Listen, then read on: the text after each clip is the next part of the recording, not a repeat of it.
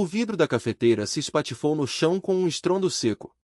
Grace Oliver permaneceu imóvel, os respingos do líquido escuro manchando seus tênis gastos. Seus dedos tremiam tanto que ela não conseguia controlá-los. 3 homens a cercavam, bloqueando todas as saídas.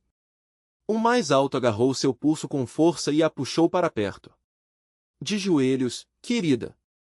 Limpa essa bagunça. 22 pessoas ocupavam as mesas do restaurante. 22 pessoas desviaram o olhar, mas embaixo de um dos bancos no canto, um pastor alemão de olhos âmbar e pelagem marrom e preta ergueu lentamente a cabeça.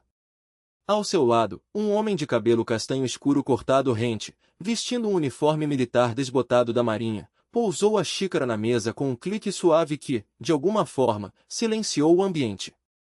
Marcus Cole não planejava parar no restaurante da Rose. Estava dirigindo havia 6 horas seguidas, janelas abertas, tentando deixar para trás as lembranças que sempre se tornavam mais altas depois da meia-noite. Titã começou a choramingar por volta das 2 da manhã.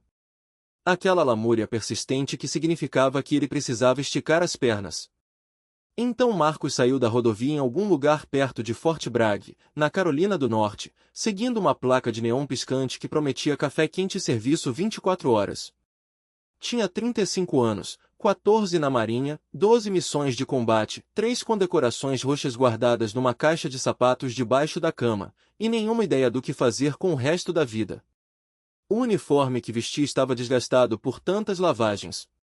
Era o modelo de trabalho da marinha, camuflagem digital verde e marrom, que um dia teve significado. Agora, só indicava que ele não podia comprar roupas novas. Marcus escolheu um banco no fundo do salão, de onde tinha visão clara das 2 saídas. Velhos hábitos. Aqueles que o mantinham vivo no exterior, mas o deixavam paranoico em casa. Titã se acomodou debaixo da mesa, sua pelagem marrom e preta roçando nas botas de Marcus. 7 anos de idade, cão militar aposentado. O melhor parceiro que Marcus já tivera. Eles se encontraram no Afeganistão, num lugar que Marcus tentava esquecer. Titã levou um tiro que era para ele. Marcus carregou o cachorro por 3 quilômetros até o ponto de extração, recusando-se a deixá-lo para trás. Os superiores queriam sacrificá-lo, velho demais para o serviço, disseram, caro demais para reabilitar. Marcus gastou cada centavo de sua indenização de baixa para adotá-lo. A melhor decisão que já tomou. Também a pior em termos financeiros, mas algumas coisas não têm preço. O restaurante estava quase vazio a essa hora. Alguns caminhoneiros tomando café, um casal de idosos dividindo uma fatia de torta. Uma jovem garçonete, com um uniforme amarrotado, circulava entre as mesas com a eficiência cansada de quem trabalhava em dobro. Marcus pediu café preto e uma tigela de água para Titã. A garçonete sorriu ao ver o cachorro. Um sorriso genuíno. O primeiro que Marcus via em semanas que não parecia uma tentativa de venda. O crachá dela dizia Grace. Parecia jovem, uns 20 e poucos anos. Cabelos castanhos presos num rabo de cavalo que insistia em se soltar. Olheiras profundas que a maquiagem não conseguia disfarçar. Mãos que tremiam levemente ao anotar o pedido. Que cachorro lindo, ela disse. Qual o nome dele? Titã. Como os deuses gregos. Como a coisa mais forte que conheço. Grace sorriu de novo, mas dessa vez o gesto vacilou nas bordas. Eu poderia usar um pouco dessa força hoje. Antes que Marcus pudesse perguntar o que ela queria dizer, a porta se abriu com violência. 3 homens entraram como se fossem donos do lugar. Talvez fossem. O da frente era alto, ombros largos, vestindo roupas que custavam mais do que Marcus ganhava em um mês. Seu rosto tinha aquela suavidade arrogante de quem nunca ouvirá um não. Os outros 2 eram menores, mais agressivos, rindo de algo que Marcus não conseguia ouvir. Escolheram o banco mais próximo do balcão. Bem na seção de Grace. Marcus observou os reflexos no vidro, acompanhando os movimentos sem olhar diretamente. O mais alto estalou os dedos. Ei, garçonete, aqui! Os ombros de Grace se contraíram por um instante. Depois, ela forçou um sorriso e se aproximou, tirando o bloquinho de pedidos do bolso. O que posso servir para os senhores? Senhores, o alto repetiu, trocando olhares com os amigos. Ouviram isso, rapazes? Ela acha que somos cavalheiros. Os outros dois riram como se fosse a piada mais engraçada do mundo. O maxilar de Marcos se tensionou. Quero um café, disse o alto, e desta vez, certifique-se de que esteja quente. Da última vez que estive aqui, uma incompetente me serviu café frio. Sabe o que aconteceu com ela? A caneta de Grace tremeu contra o papel. Não, senhor. Foi demitida. Meu pai cuidou disso. Os três trocaram olhares de cumplicidade. Marcos arquivou a informação, pai poderoso, filho que abusava desse poder. Combinação perigosa. Grace anotou os pedidos e se virou para ir embora, mas o alto segurou seu pulso. Eu disse que você podia ir? Preciso registrar o pedido de vocês. Você precisa fazer o que eu mandar. É isso que precisa fazer. O restaurante ficou em silêncio. Marcos sentiu a mudança. A forma como as conversas cessaram, como as pessoas de repente se interessaram profundamente por seus celulares, pela comida, por qualquer coisa que não fosse o que acontecia naquele canto. 22 clientes. 22 testemunhas. 22 covardes. Debaixo da mesa, as orelhas de Titã se achataram contra a cabeça. Sua respiração mudou, curta e alerta. Marcos conhecia aquele padrão. Era o mesmo que Titã usava antes de detectar um artefato explosivo, antes de pressentir uma emboscada, antes de salvar sua vida. Perigo. O cachorro conseguia farejá-lo. Meu pai é dono deste restaurante, disse o alto, puxando Grace para mais perto. Ele é dono desta cidade inteira. Sabe o que isso significa? Por favor, solte-me. Significa que posso fazer o que quiser, e ninguém vai me impedir. Seus amigos riram de novo. Um deles chutou uma cadeira, bloqueando a rota de fuga de Grace. O outro pegou o celular e começou a gravar. As mãos de Marcos se fecharam em punhos sob a mesa. Cada instinto gritava para que ele agisse, mas o instinto era um luxo que ele não podia mais se dar. Pensou no caminhão, no motor que precisava de conserto e ele não tinha como pagar. No apartamento com aluguel atrasado em 3 dias. Na pilha de contas médicas do ano passado, quando Titã precisou de cirurgia. Um movimento errado, uma acusação de um garoto rico com um pai influente, e tudo que Marcos construíra desde que deixou as Forças Armadas desmoronaria. Poderia perder o apartamento, o caminhão, o cachorro, tudo. Por favor, Grace sussurrou, você está me machucando. Ótimo. A palavra pairou no ar como fumaça após um tiro. Marcos olhou para seu café. Disse a si mesmo que não era problema dele. Disse que outra pessoa interviria. Disse que Grace daria um jeito sozinha. Titã rosnou. O som era baixo. Controlado. Não uma ameaça, mas um aviso. Antigo e inconfundível. Vibrou pelo chão, pelas pernas da mesa, direto no peito de Marcos. Ele conhecia aquele som. Não era raiva. Era algo mais profundo. Militares nos ombros, o cansaço gravado em cada linha do rosto. E, claro, Titã, parado ao lado dele como uma sombra silenciosa, os músculos tensionados sob o pelo escuro, os olhos fixos no xerife sem piscar. Barnes não se moveu. Apenas avaliou, como se estivesse calculando o peso de cada detalhe antes de decidir qual mentira contaria. Você aí, disse, apontando para Marcos com o queixo. Mãos onde eu possa ver. Devagar. Marcos ergueu as mãos, palmas para fora, sem pressa. Não era a primeira vez que um homem de uniforme o tratava como suspeito. Não houve agressão, respondeu, a voz firme, sem desafio, mas sem submissão. Houve uma discussão. Ela acabou. Acabou. Barnes riu, um som curto e sem humor. Kyle Bratton está lá fora com o nariz sangrando e 2 amigos chorando como bebês. Isso não parece acabado, para mim. Grace deu um passo à frente, as mãos ainda trêmulas, mas a voz surpreendentemente clara. Foi legítima defesa, xerife. Eles começaram. Marcos só Cala a boca, Grace. Barnes nem olhou para ela. Seus olhos não deixavam Marcus. Você sabe quem é o senador Bratton? Sabe o que acontece com quem mexe com a família dele? Marcus sustentou o olhar. Já ouvi essa história antes. Então você é mais burro do que parece. Barnes tirou as algemas do cinto com um movimento lento, deliberado.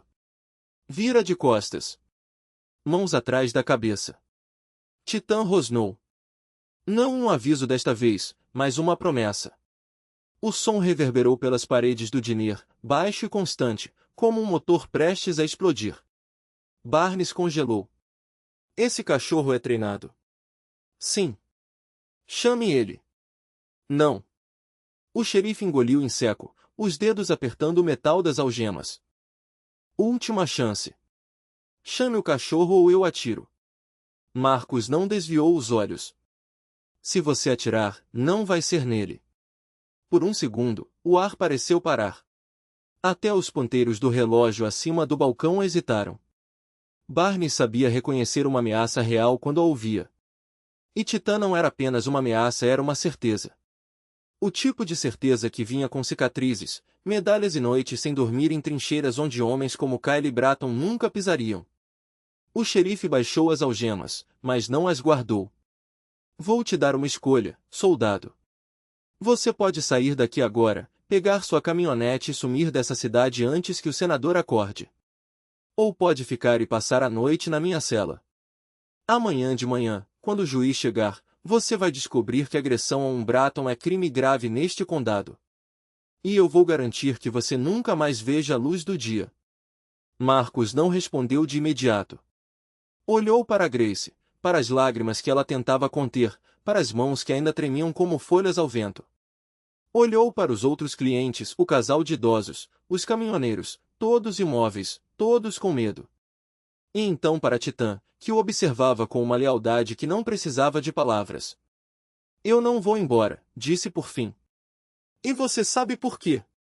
Barnes franziu o senho. Porque alguém precisa parar com isso. Marcus baixou as mãos, devagar. E parece que esse alguém sou eu.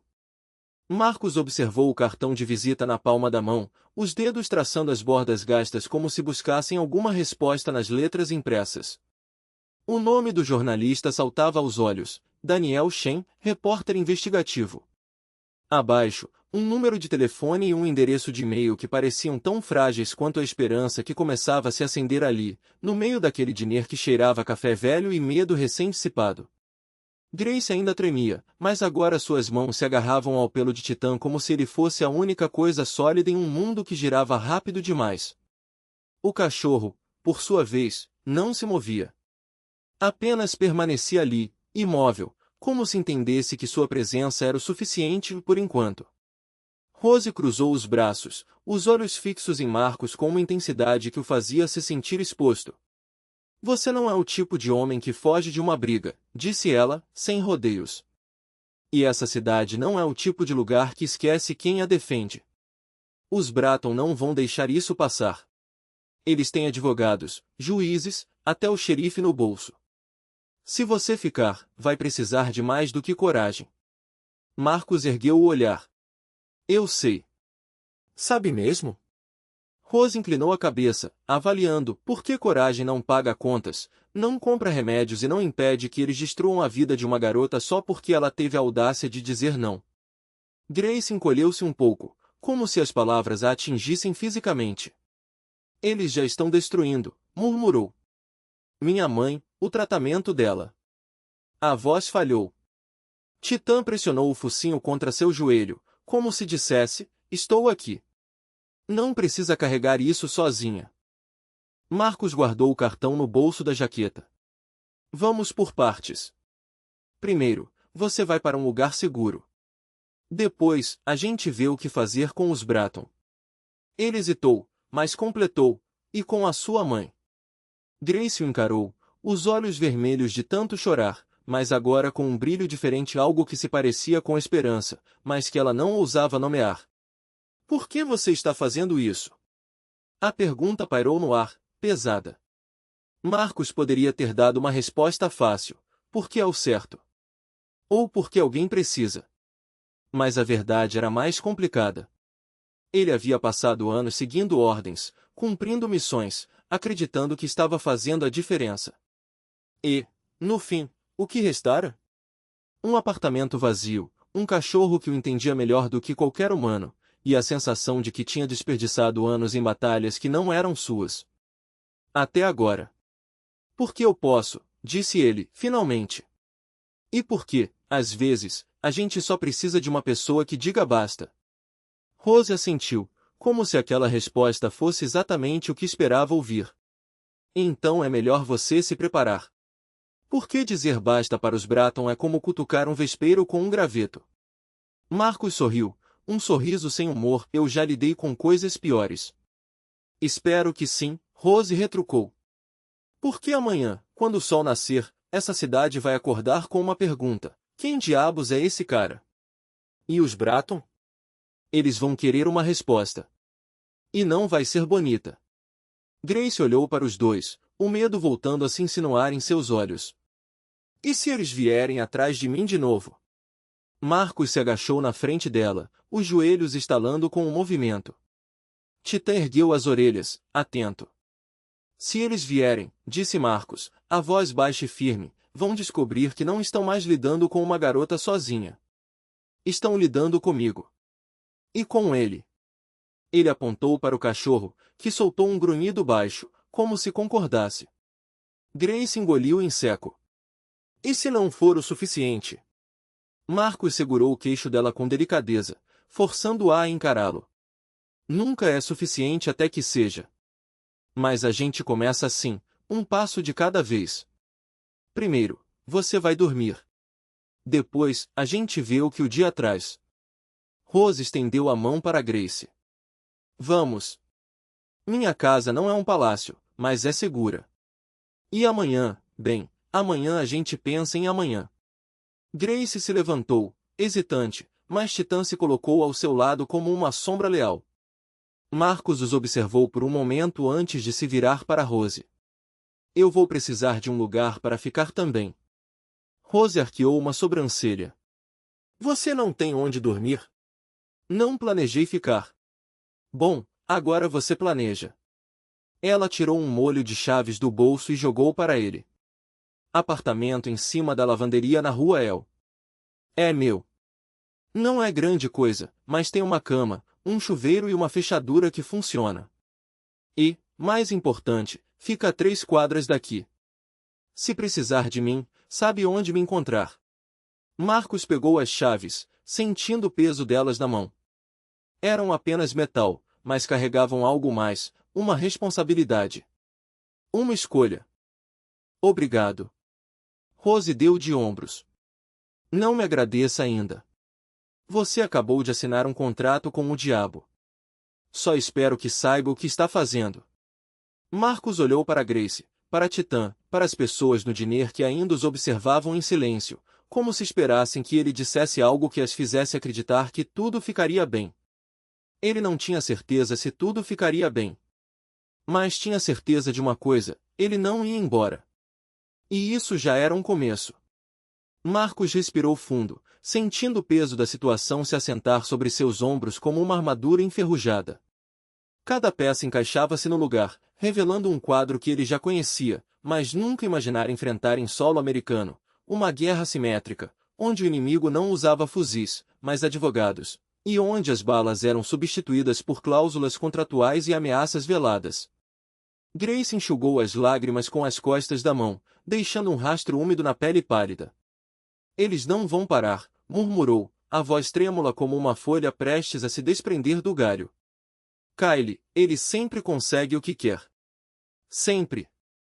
Tita ergueu a cabeça ao ouvir o nome, os lábios se retraindo levemente em um rosnado contido. Marcus estendeu a mão e apertou o ombro dela, um gesto simples, mas que carregava o peso de uma promessa não dita. Rose empurrou uma xícara de café na direção dele. O líquido escuro refletia a luz fraca da cozinha, formando redemoinhos que lembravam as tempestades de areia do Afeganistão. Eles estão jogando sujo, mas nós também podemos, disse ela, os olhos escuros brilhando com uma determinação que Marcos reconheceu instantaneamente. Era a mesma expressão que vira nos rostos dos soldados antes de uma missão impossível, uma mistura de medo, raiva e uma fé teimosa de que, de alguma forma, conseguiriam vencer. Como? A pergunta escapou dos lábios de Marcos antes que ele pudesse contê-la. Não era uma pergunta de desespero, mas de estratégia. Ele precisava entender o terreno, identificar as fraquezas do inimigo, traçar um plano. Em combate, a informação era tão vital quanto munição. Aqui, não seria diferente. Rose inclinou-se para a frente, os cotovelos apoiados na mesa de fórmica lascada. Primeiro, precisamos de provas. Algo que eles não possam apagar ou distorcer. Ela fez uma pausa, como se escolhendo as palavras com cuidado. Meu irmão, Daniel, é jornalista investigativo. Ele já está trabalhando nisso. Se alguém pode expor os Bratton, é ele. Mas vai levar tempo, e tempo é algo que não temos.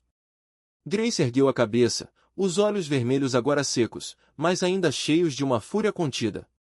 E enquanto isso, ficamos sentados esperando que eles nos destruam. Não. A resposta de Marcos foi firme, quase um comando.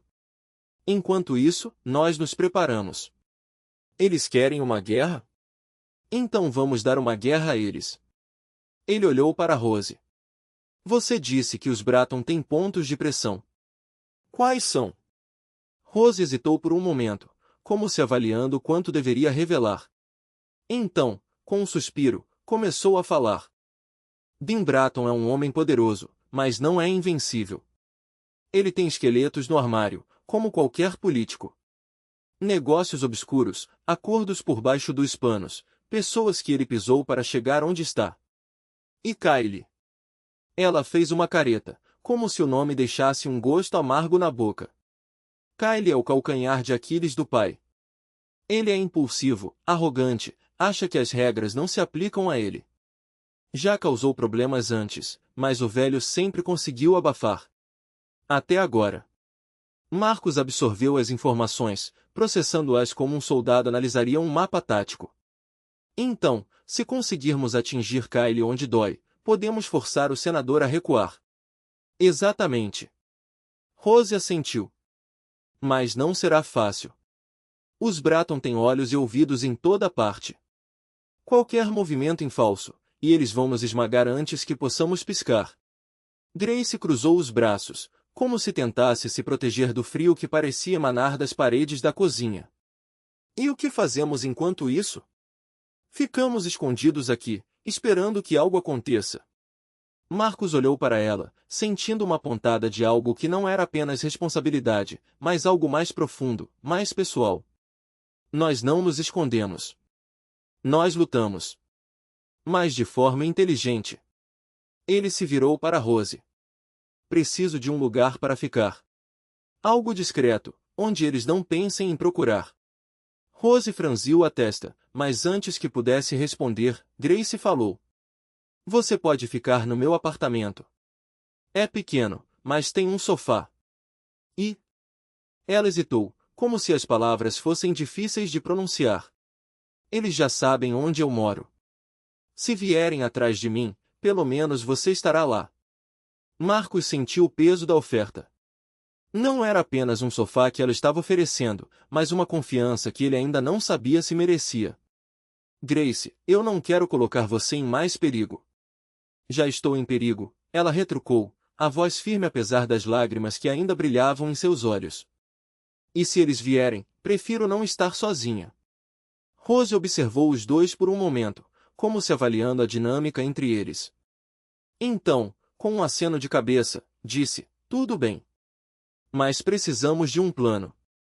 E rápido. Ela se levantou, indo até uma gaveta e tirando um bloco de notas e uma caneta. Primeiro, vamos listar tudo o que sabemos sobre os Bratton. Cada detalhe, por menor que seja. Depois, vamos descobrir como usar isso contra eles. Marcos olhou para o bloco de notas, sentindo o familiar peso da caneta em sua mão.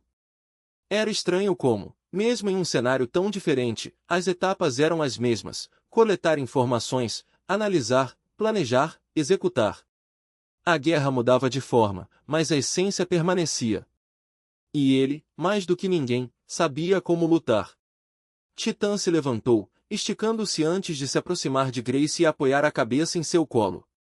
Ela acariciou as orelhas do cachorro, os dedos tremendo levemente. Marcos observou a cena, sentindo algo se apertar em seu peito. Não era apenas uma batalha que eles estavam prestes a enfrentar. Era uma luta por algo maior, por justiça, por dignidade, por um futuro que não fosse ditado pelo medo. E, pela primeira vez desde que deixara o exército, Marcos sentiu que estava exatamente onde deveria estar. Marcos sentiu o peso das palavras de Daniel se assentar sobre seus ombros como uma armadura. Pinewood. Um nome que soava limpo, profissional, mas que carregava o cheiro de podridão por baixo. Ele sabia como funcionavam esses lugares, havia visto instituições assim em outros países, onde dissidentes eram trancafiados sob o pretexto de tratamento. A diferença era que, aqui, o poder não vinha de um governo, mas de uma família que comprava silêncio como quem compra pão. Grace estava ao seu lado, os nós dos dedos brancos de tanto apertar as mãos.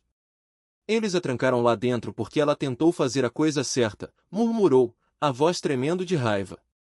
E ninguém fez nada. Alguém vai fazer agora, Marcos respondeu, mais para si mesmo do que para ela. Ele já tinha visto esse filme antes, o do poderoso que acreditava estar acima das consequências, o do sistema que se dobrava aos seus pés.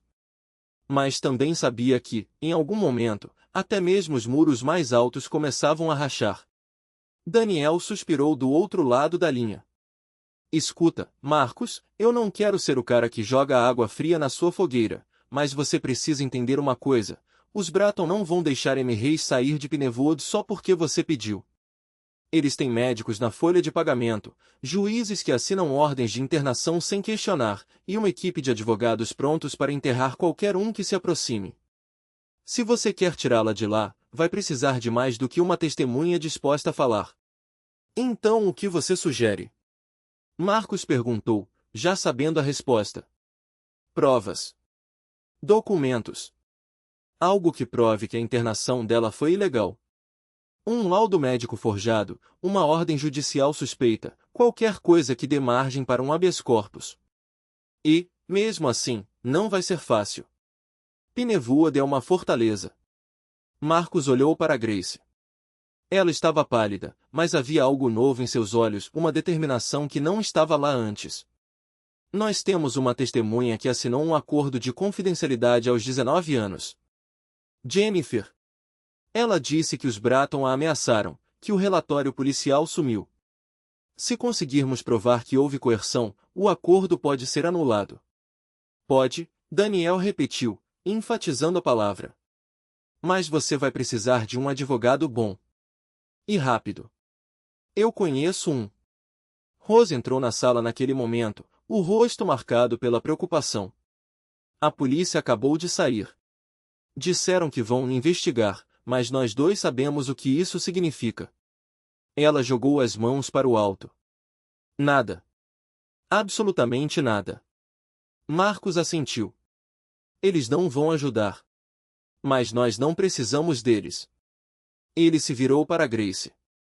Você disse que Amy era sua amiga. Ela confiava em você. Grace hesitou, depois fez que sim com a cabeça. Sim. Ela me contava tudo. Até as coisas que não deveria. Então você é a pessoa certa para falar com ela. Se alguém pode convencê-la a lutar, é você. Mas como? Ela está trancada lá dentro. Eles não vão deixar ninguém chegar perto dela. Eles não vão deixar você chegar perto dela, Marcos corrigiu. Mas talvez deixem outra pessoa. Rose franziu a testa. Quem? Marcos pegou o telefone novamente. Alguém que eles não esperam. Ele discou um número que sabia de cor, mesmo depois de anos sem usar. Quando a chamada foi atendida, ele não perdeu tempo com cumprimentos. Preciso de um favor. E não é pequeno. A voz do outro lado da linha era seca, mas não surpresa. Você sempre pede favores assim, Marcos? Sem nem dizer olá. Desculpe, capitão. Mas é urgente. Houve uma pausa. Então, um suspiro. O que você precisa? Uma visita a Pinewood Behavioral Health Center. Hoje. Como advogado. Outra pausa. Mais longa. Você sabe que eu não faço mais isso. Eu sei. Mas também sei que você ainda tem a credencial da Ordem dos Advogados no Estado. E que, se alguém pode entrar lá sem levantar suspeitas, é você. O ex-capitão resmungou algo ininteligível.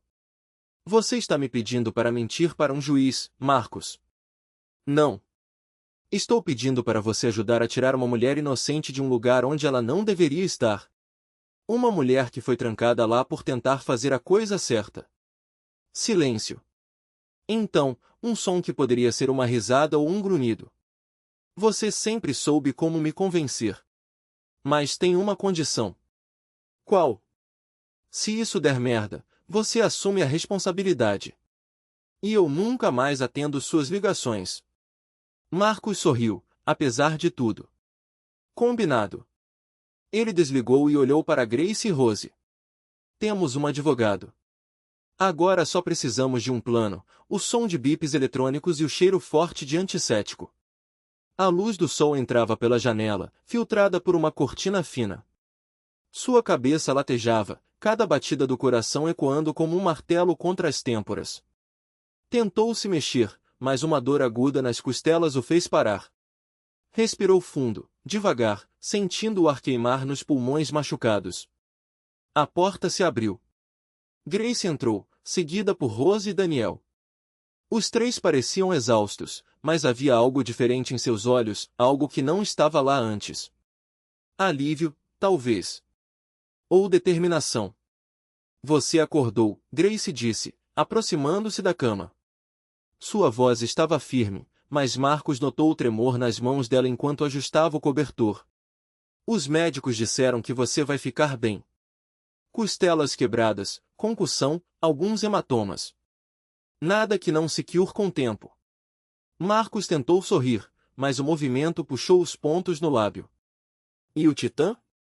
Está com a vizinha, Daniel respondeu, cruzando os braços. Ela disse que ele passou a noite inteira latindo para a porta. Como se soubesse. Bom garoto, Marcos murmurou. Então seus olhos se voltaram para Rose. O hard drive? Rose ergueu uma bolsa que carregava. Dentro, Marcos viu o contorno familiar do dispositivo. Está seguro.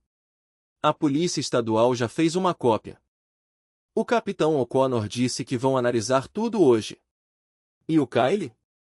Preso, Daniel disse, com uma satisfação fria na voz. Acusações federais. Assalto, sequestro, obstrução. O FBI já está envolvido. Aquele vídeo do Dinner? Mostra ele agredindo pelo menos 3 funcionários nos últimos 2 anos. Padrão de comportamento. Não tem como a defesa contornar isso. Marcos fechou os olhos por um momento, deixando a informação assentar. E a Amy? Grace trocou um olhar com Rose antes de responder. Ainda está na clínica. Mas agora temos provas suficientes para pedir uma revisão judicial. O capitão O'Connor disse que vai pressionar o juiz. Se tudo correr bem, ela sai em 48 horas. E os Bratons? Daniel soltou uma risada seca. Estão em pânico. O senador já deu uma declaração dizendo que não sabia de nada, que o filho agiu por conta própria. Clássico. Mas a mídia não está comprando. Os jornais estão cheios de especulações. A carreira política dele está acabada. Marcos tentou se sentar, ignorando a dor. Isso não é o suficiente. Eu sei, Grace disse, colocando uma mão em seu ombro. Mas é um começo. Você quebrou o escudo deles. Agora, todo mundo vai olhar para eles. E o que acontece quando eles se recuperarem? Marcos perguntou, olhando para cada um deles. Quando perceberem que ainda tem dinheiro, advogados, influência? Eles não vão parar. Vão vir com tudo. Um silêncio pesado se instalou no quarto. Rose foi a primeira a falar. Então nós também não paramos. Daniel assentiu. Já estou trabalhando em uma lista de outras vítimas. Pessoas que foram silenciadas, ameaçadas, compradas. Se conseguirmos juntar tudo, podemos construir um caso maior. Algo que os derrube de vez. Grace apertou o ombro de Marcos. Você não está mais sozinho nessa. Marcos olhou para eles, 3 pessoas que mal conhecia semanas atrás, mas que agora pareciam parte de algo maior. Algo que valia a pena lutar. Respirou fundo, sentindo o peso das costelas quebradas, o gosto de sangue ainda na boca. Tudo bem, ele disse, finalmente. Vamos derrubá-los. Mas não do jeito deles. Não com segredos, não com medo. Vamos fazer isso direito.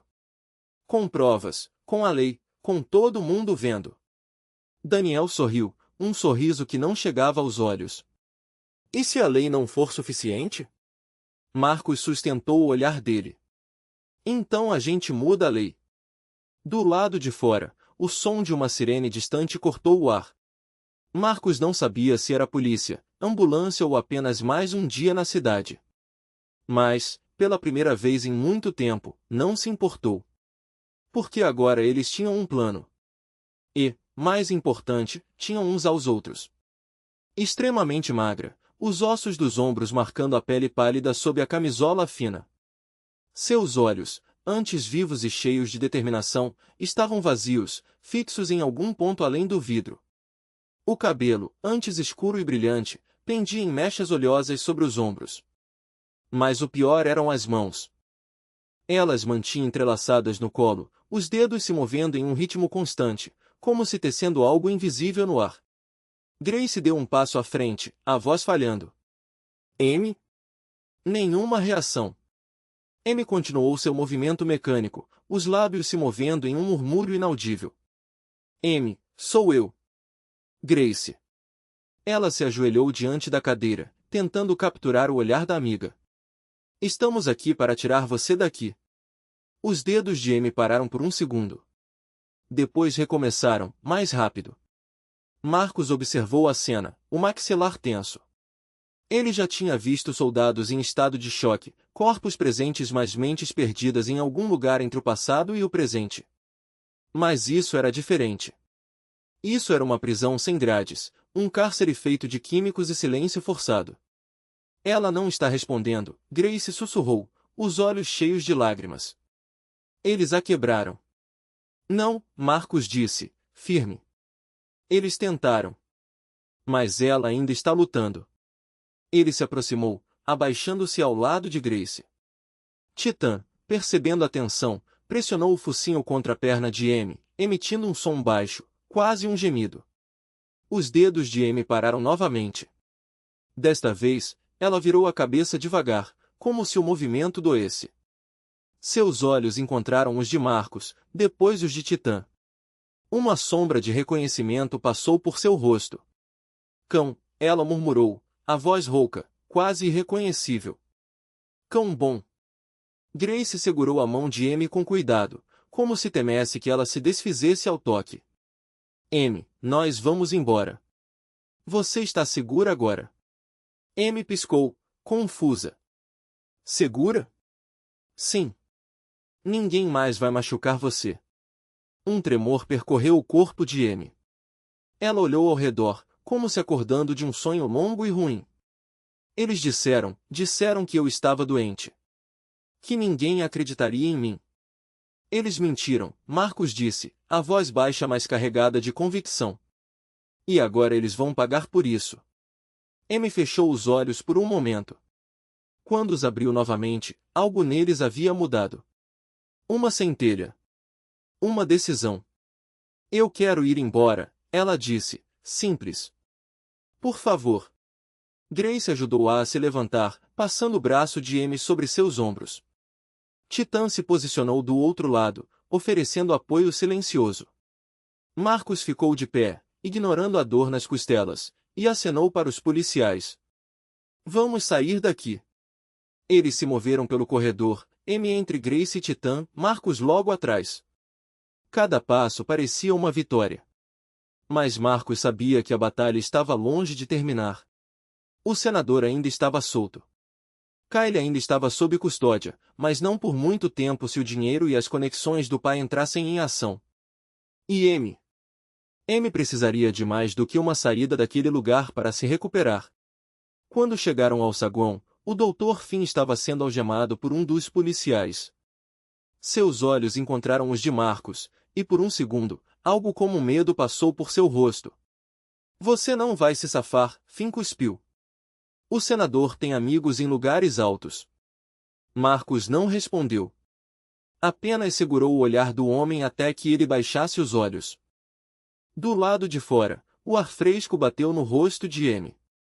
Ela respirou fundo, como se nunca tivesse sentido nada igual. Grace a guiou até uma das viaturas, onde uma paramédica aguardava com um cobertor e uma garrafa de água. Vamos levá-la para um hospital de verdade, a paramédica disse. Precisamos avaliar os níveis de sedação no organismo dela. M segurou a mão de Grace com força. Não me deixe sozinha. Nunca mais, Grace prometeu. Marcos observou enquanto a ambulância se afastava, as luzes piscando na tarde cinzenta. Titã pressionou-se contra sua perna, como se sentisse sua exaustão. Nós conseguimos, Grace disse, a voz trêmula. Conseguimos tirar M, Marcos corrigiu. Mas a guerra ainda não acabou. O celular de Grace tocou. Ela atendeu, escutou por alguns segundos, e seu rosto empalideceu. O quê? Marcos perguntou. Era o capitão Oconco, Grace disse, desligando. O senador acabou de convocar uma coletiva de imprensa. Ele vai se entregar. Diz que é inocente, que foi tudo mal-entendido, e que vai provar sua inocência no tribunal. Marcos soltou uma risada sem humor, claro que vai. E tem mais, Grace continuou. Kyle foi transferido para uma prisão estadual de segurança máxima.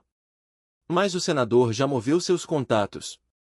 Advogados, juízes, até um pedido de habeas corpus já está sendo preparado. Ele está jogando para ganhar tempo, Marcos disse. Enquanto isso, vai tentar destruir provas, intimidar testemunhas, fazer M parecer uma mentirosa. Grace olhou para ele, os olhos cheios de determinação. Então nós não podemos dar tempo a ele. Marcos assentiu.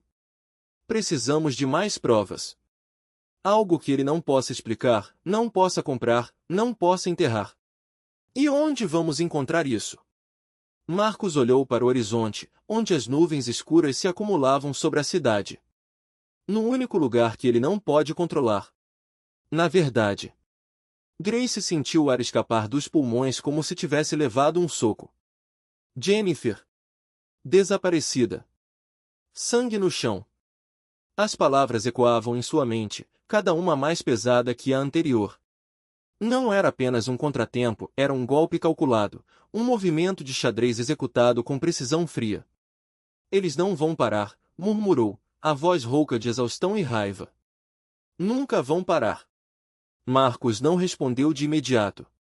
Seus olhos, normalmente afiados como lâminas, agora pareciam distantes, como se estivessem vasculhando cada possibilidade, cada erro que poderiam ter cometido. Titã, ao seu lado, emitiu um rosnado baixo, quase imperceptível, como se também sentisse a tensão no ar. Eles sabiam que estávamos perto, disse Marcos, finalmente. Sabiam que M era a chave. Mas Jennifer, ele balançou a cabeça, os punhos cerrados. Ela era a prova viva de que o sistema inteiro estava podre. Sem ela, o caso fica mais frágil. Oconco cruzou os braços, o rosto tenso. Não é só o caso. É o medo. Se eles conseguirem silenciar Jennifer, vão mandar uma mensagem: ninguém está seguro. Nem testemunhas, nem advogados, nem policiais. Grace olhou para as mãos, ainda trêmulas. Lembrou-se do sorriso hesitante de Jennifer no dia anterior, da forma como ela havia segurado seu braço, como se aquele simples gesto pudesse protegê-la do que estava por vir. E o que fazemos agora? Perguntou, a voz quase um sussurro. Marcos respirou fundo, como se estivesse se preparando para mergulhar em águas profundas. Primeiro, garantimos que me chegue ao hospital em segurança. Ela já sofreu demais para ser arrastada de volta para esse pesadelo. Depois, ele fez uma pausa, os olhos fixos em Okonkwo. Precisamos encontrar Jennifer. Antes que seja tarde demais. A capitã assentiu, mas sua expressão não escondia a preocupação. Já temos equipes vasculhando a cidade.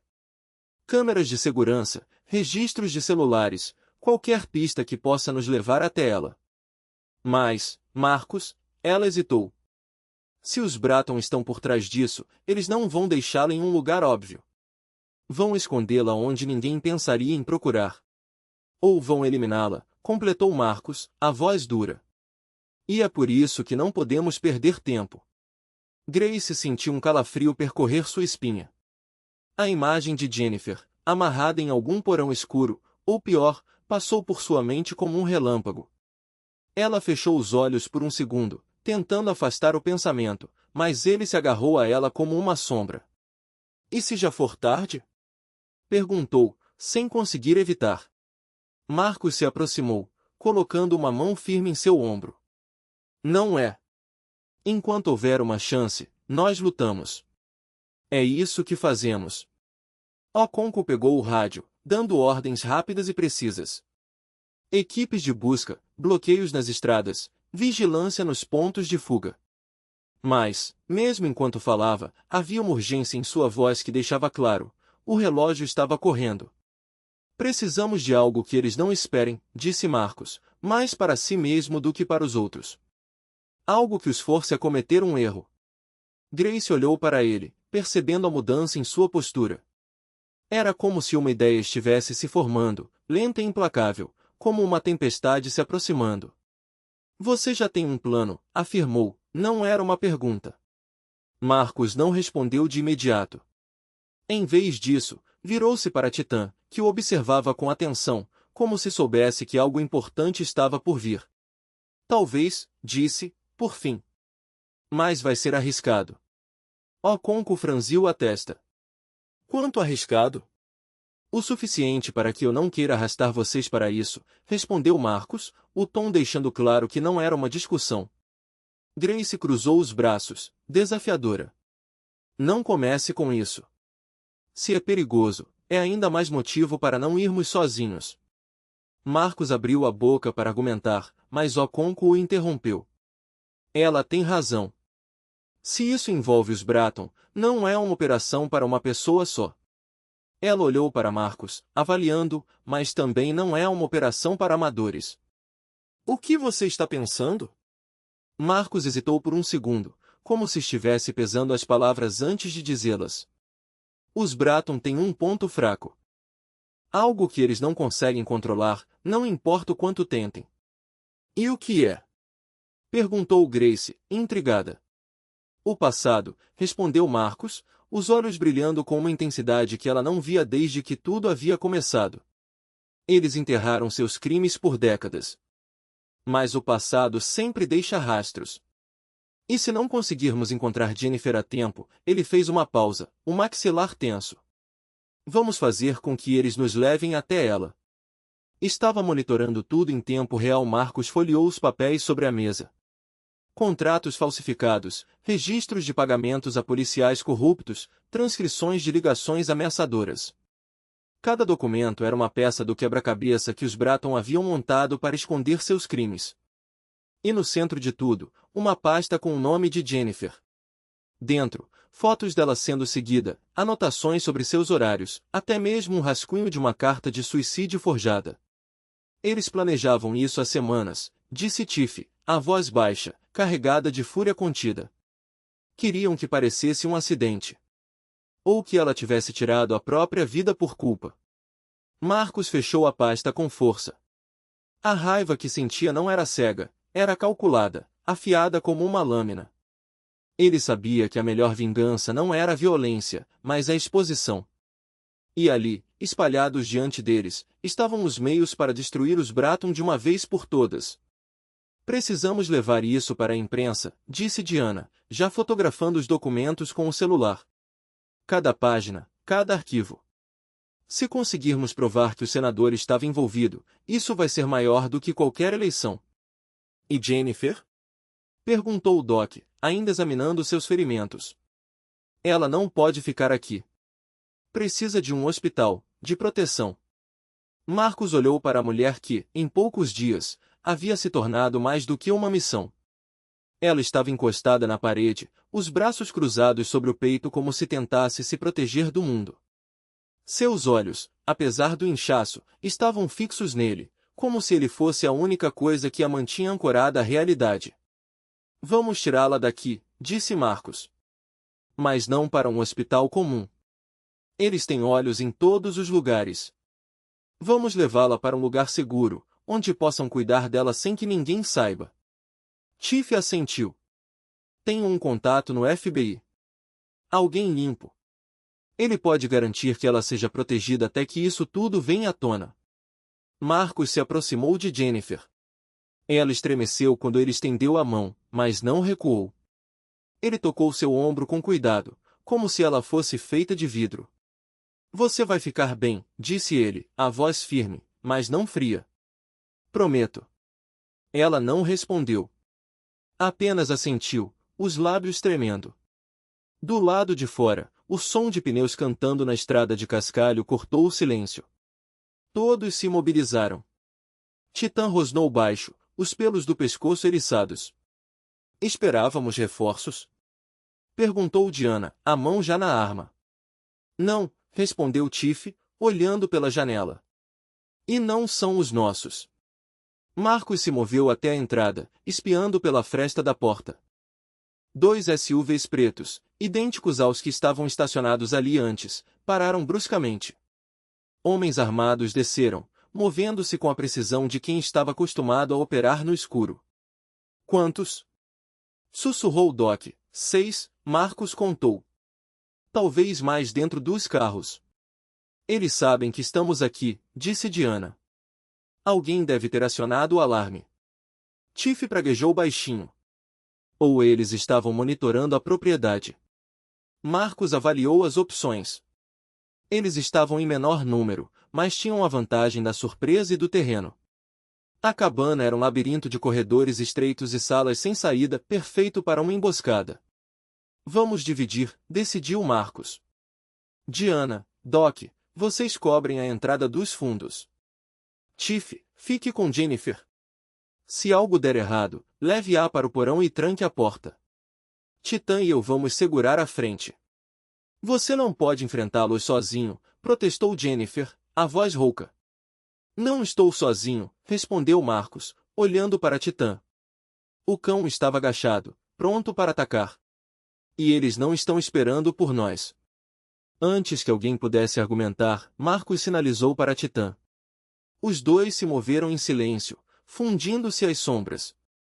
Do lado de fora, os homens se aproximavam, as armas em punho, as vozes abafadas pelo vento. Verifiquem todos os cômodos, ordenou um deles. E não deixem sobreviventes. Marcos sorriu. Era exatamente o que ele queria ouvir. Marcos respirou fundo, sentindo o peso das últimas horas finalmente assentar sobre os ombros. O ar dentro do jato ainda cheirava a couro caro e medo, uma mistura que ele nunca mais queria sentir. Titã se encostou em sua perna, como se soubesse que o momento exigia silêncio, não celebração. Do lado de fora, o sol já tingiu o horizonte de dourado, pintando o asfalto com tons quentes. O barulho das sirenes havia diminuído, substituído pelo som distante de helicópteros e vozes coordenadas. A operação estava terminando. Mas para Marcos, algo ainda parecia incompleto. Você vai voltar para a cidade? Perguntou O'Connor, interrompendo seus pensamentos. Ela segurava um tablet com relatórios atualizados, mas seus olhos estavam fixos nele, como se procurasse algo além das palavras. Marcos olhou para o jato parado, as portas abertas, o interior revirado. Ainda não, respondeu. Preciso ver isso até o fim. Ela assentiu, entendendo. Vou garantir que tudo seja documentado. E que ele não tenha chance de escapar de novo. Obrigado. O'Connor hesitou por um segundo antes de continuar. Você fez mais do que deveria. Mais do que qualquer um esperava. Não foi o suficiente, murmurou Marcos, olhando para Titã. O cão ergueu a cabeça, como se discordasse. Foi, ela insistiu. Para elas, foi tudo. Marcos não respondeu. Sabia que ela tinha razão, mas a sensação de que ainda havia algo a ser feito não o deixava. Talvez fosse o cansaço. Talvez fosse o fato de que, depois de anos vivendo à margem, ele finalmente havia sido puxado de volta para o centro de algo maior. Vou para o hospital, disse, finalmente. Preciso ver Jennifer. O'Connor sorriu, um gesto breve, mas genuíno. Ela está esperando por você. O caminho até o hospital foi mais curto do que Marcos imaginava. As ruas estavam calmas, como se a cidade inteira estivesse prendendo a respiração, esperando pelo amanhecer. Quando chegou, o saguão já estava movimentado, policiais, repórteres contidos por barreiras, familiares de outras vítimas. Ele passou por todos sem ser reconhecido, Titã ao seu lado, um escudo silencioso. Jennifer estava em um quarto no terceiro andar, cercada por máquinas que bipavam baixinho. Sua pele ainda estava pálida, mas os hematomas já começavam a desbotar. Quando o viu, seus olhos se encheram de lágrimas.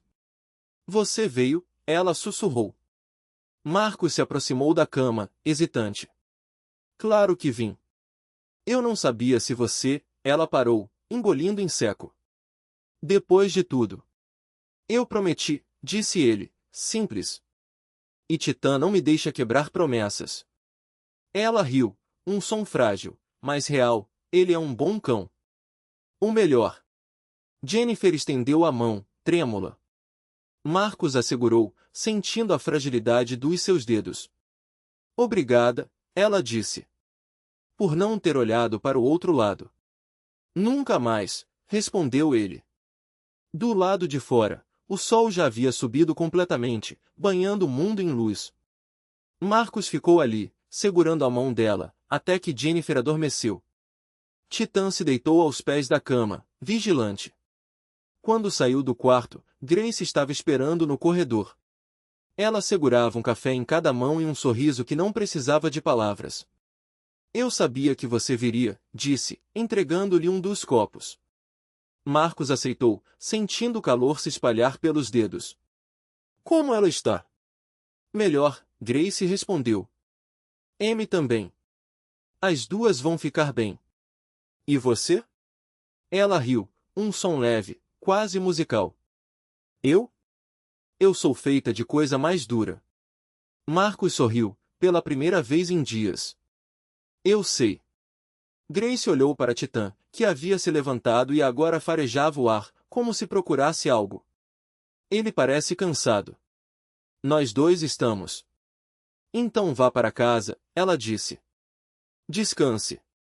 Amanhã é outro dia. Marcos assentiu, mas sabia que não seria tão simples.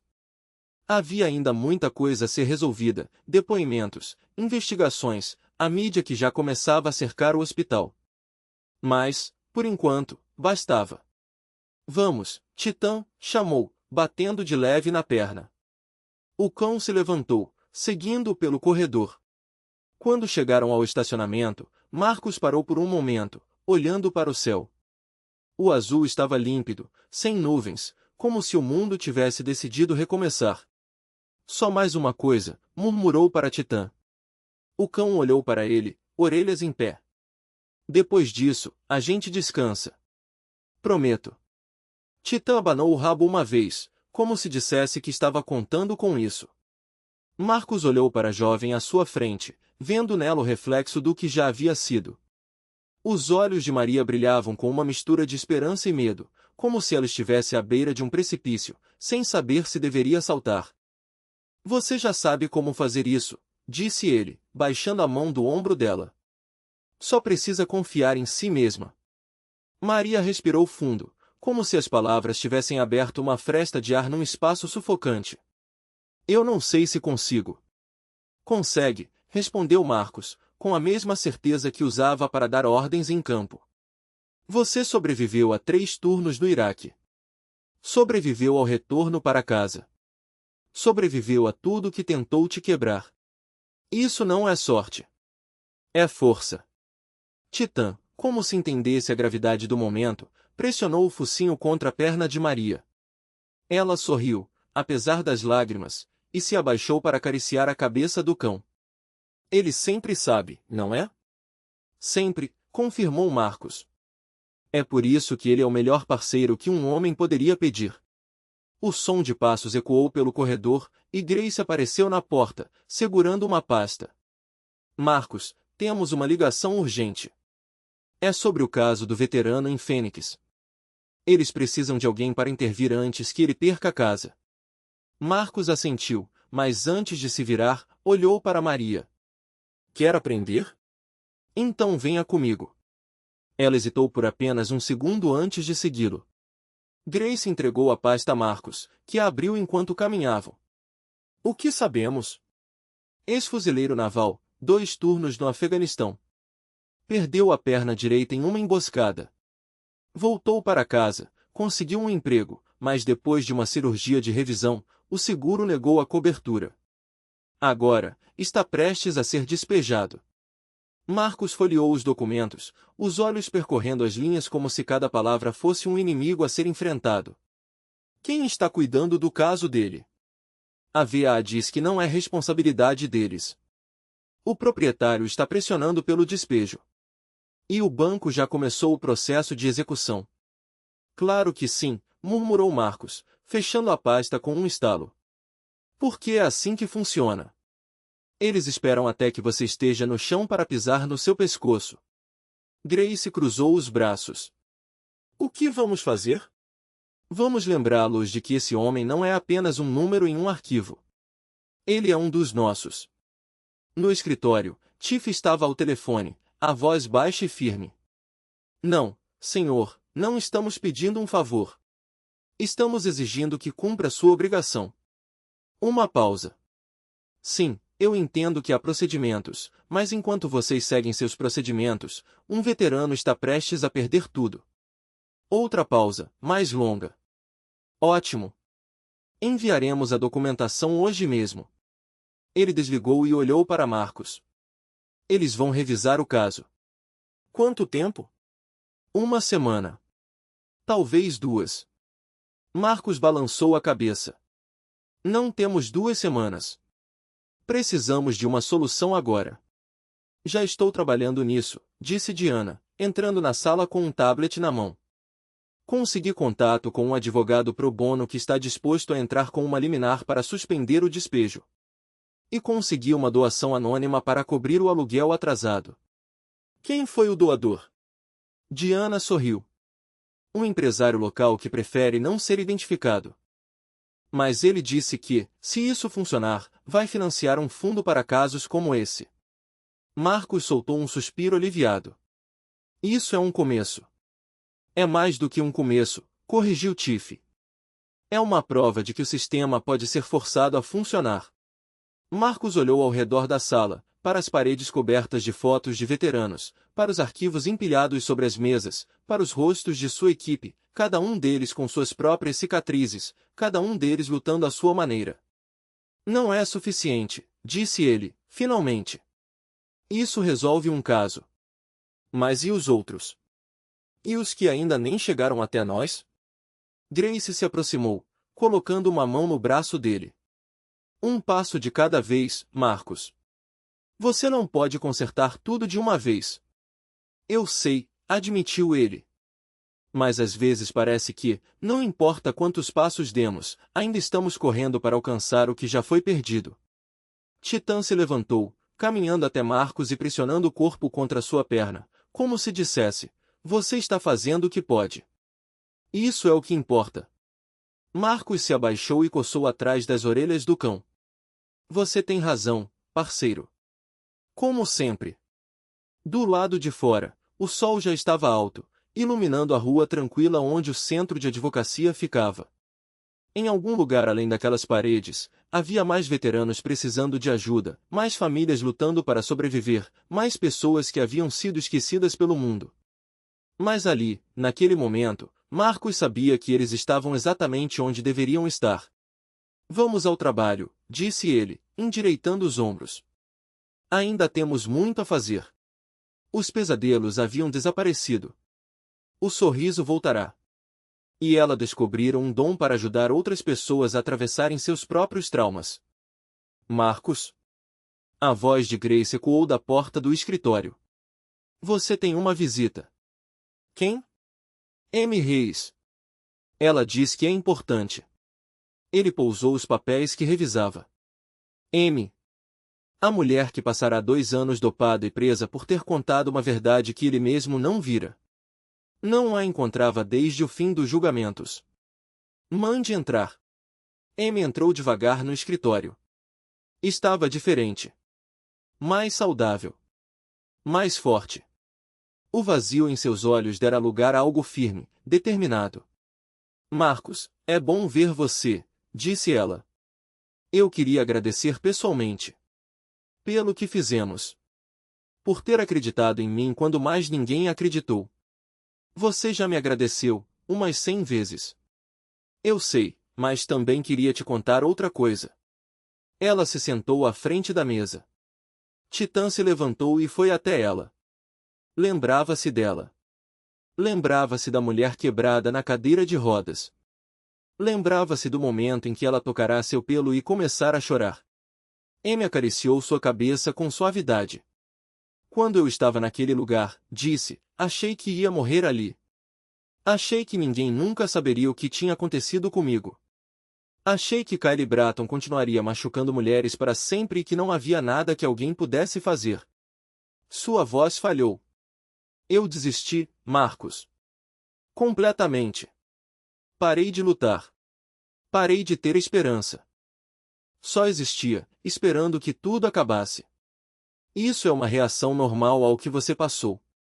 Talvez. Mas então você chegou. M ergueu os olhos para ele. Você, a Grace e aquele cachorro que encostou o focinho na minha mão. Vocês me lembraram que ainda existia gentileza no mundo. As lágrimas escorreram pelo seu rosto.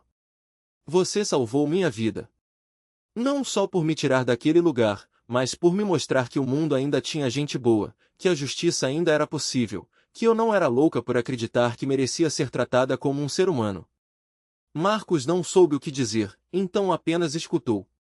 Tenho feito terapia há 6 meses, continuou M, uma terapia de verdade, com um médico que realmente quer me ajudar a me curar. E na semana passada, tomei uma decisão. Que decisão? Vou fazer faculdade de Direito. Quero me tornar uma defensora de sobreviventes de agressão. Quero garantir que o que aconteceu comigo nunca mais aconteça com mais ninguém. Marcos sentiu um calor se espalhar pelo peito. Era por isso que fazia o que fazia. Não por prêmios ou reconhecimento. Por momentos como aquele. Alguém que fora destruído encontrando forças para se reconstruir. Isso é incrível, M. Você vai ser fantástica. Espero que sim. Ela sorriu entre as lágrimas. Tenho medo. Os advogados dos Bratton me arrastaram pelo inferno durante o julgamento. Me fizeram reviver cada momento terrível na frente de câmeras e estranhos. Em alguns dias, achei que não aguentaria mais. Mas você aguentou. Por sua causa. Porque você me mostrou que uma pessoa pode enfrentar um império e vencer. Ela se levantou e o abraçou. Marcos não estava acostumado com afeto físico. 14 anos de serviço militar haviam tirado isso dele, mas retribuiu o gesto, desajeitado, genuíno. Vá mudar o mundo, M. Eu vou. M se afastou, enxugando o rosto. E, Marcos? Sim? Cuide desse cachorro. Ele é especial. Marcos olhou para Titã. O rabo do animal balançava. Ele sabia que estavam falando dele. Sabia que era algo bom. Ele sabe, disse Marcos. Pode acreditar. Naquela noite, Marcos sentou-se no telhado do centro, observando o pôr do sol. Titã deitou-se ao seu lado, a cabeça apoiada nas patas. A cidade se estendia abaixo deles, comum, pacífica. Um lugar onde coisas terríveis haviam acontecido, mas onde coisas boas também começavam a criar raízes. O senador Dean Bratton cumpria 45 anos em uma prisão federal. Sem condicional, sem liberdade antecipada.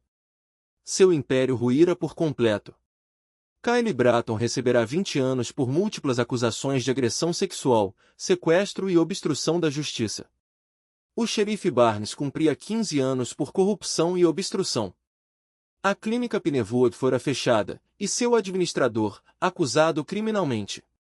17 mulheres finalmente haviam recebido justiça por crimes que haviam sido enterrados por décadas. Nada mal para um veterano acabado e um cachorro aposentado, murmurou Marcus. Uma das orelhas de Titã se mexeu. Ele entendia o que aquilo significava. A porta do telhado se abriu, e Grace apareceu com 2 garrafas de água. Achei que estivesse com sede. Obrigado. Ela se sentou ao lado dele e lhe entregou uma garrafa. Por um momento, observaram o pôr do sol em silêncio. Você alguma vez pensa naquela noite? Perguntou Grace. Na lanchonete? Todos os dias. Eu também. Ela ficou quieta por um instante. Fico me perguntando o que teria acontecido se você não estivesse lá. Se o Titã não tivesse rosnado. Se você tivesse virado o rosto, como todo mundo. Não gosto de pensar nisso. Nem eu. Mas às vezes não consigo evitar. Grace virou-se para ele. Você salvou minha vida, Marcus.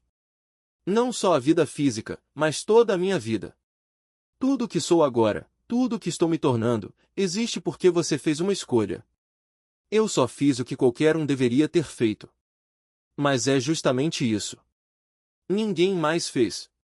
Havia 2 pessoas naquela lanchonete, e você foi o único que se levantou. Marcus refletiu sobre aquilo. Sobre o silêncio que preenchera o ambiente. Sobre os olhares que se desviaram. Sobre o peso de ser a única pessoa disposta a agir. Quase não fiz, admitiu. Quase fiquei no meu canto e cuidei da minha vida. Eu estava quebrado. Com medo de perder o pouco que tinha. Convencido de que outra pessoa resolveria. O que mudou sua mente? Marcus olhou para Titã.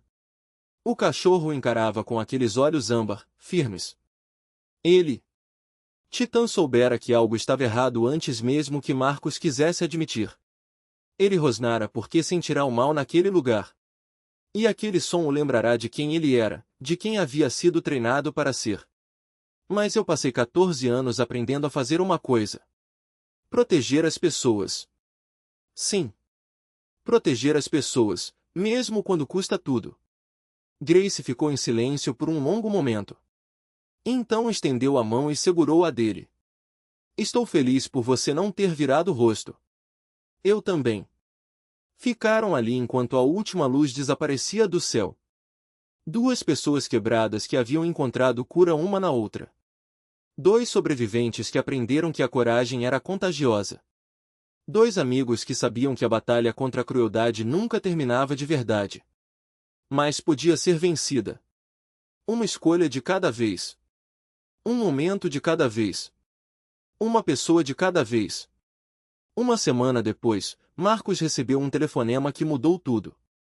Sr. Cole, aqui é Patrícia O'Connor. Capitão O'Connor. Agora Superintendente O'Connor, promovida depois do caso Bratton. Superintendente, é bom ouvir sua voz. Gostaria que fosse uma ligação social. Sua voz estava tensa. Temos uma situação. Algo parecido com o que aconteceu com os Bratton. Uma família poderosa em outro condado. Várias vítimas com medo de se manifestar. A polícia local está comprometida. Marcus sentiu o pulso acelerar. O que precisa? A mesma coisa que precisei 6 meses atrás. Alguém que não vire o rosto. Alguém que saiba proteger quem não pode se proteger. Ele olhou para Titã. As orelhas do cachorro se ergueram. Ele captava o tom na voz de O'Connor. Sabia o que aquilo significava. Missão. Propósito. Serviço. Mande os detalhes, disse Marcus. Estarei lá amanhã. Obrigada. O sol da manhã cortava a estrada como uma lâmina, iluminando cada curva à frente. Marcos ajustou o retrovisor, observando o reflexo de Grace no banco de trás. Seus olhos estavam fixos na paisagem que passava, mas sua mente claramente já estava no lugar para onde se dirigiam.